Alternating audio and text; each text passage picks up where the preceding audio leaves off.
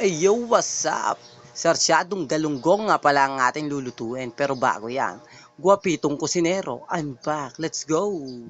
So dadamihan muna natin ang ating mantika sa ating mainit na kawali.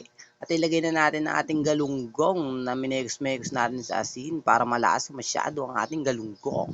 So mag-iingat nga pala kayo sa mantika at matalsik yan. Kasi may tubig ating galunggong. So patalastas. Uy, ang pogi mo dyan, dong. Yan ang ating kusinerang gwapo. Ayan, naiprito na natin ang ating mga galunggong. So magigisa na tayo ng bawang, sibuyas at kamatis. Sabay-sabay na natin yan. Oh. Yan oh.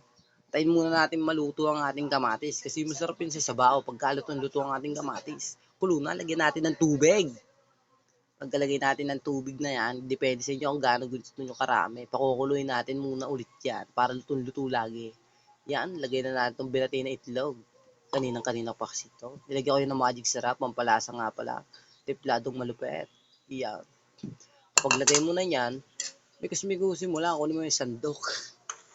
Prito-prito, yan, yan. Ikot-ikutin mo lang siya hanggang sa mahilo ang ating kamatis. Timplahan natin ng asin, tas konting paminta. Tapos ilagay na natin yung pinirito natin kaninang galunggong. Yan, lutong-luto na siya. Tataob na naman ang ating kaldero ngayong tanghalian na to, guys. Alright. Pwede rin yung pampulutan kung manginginom ka.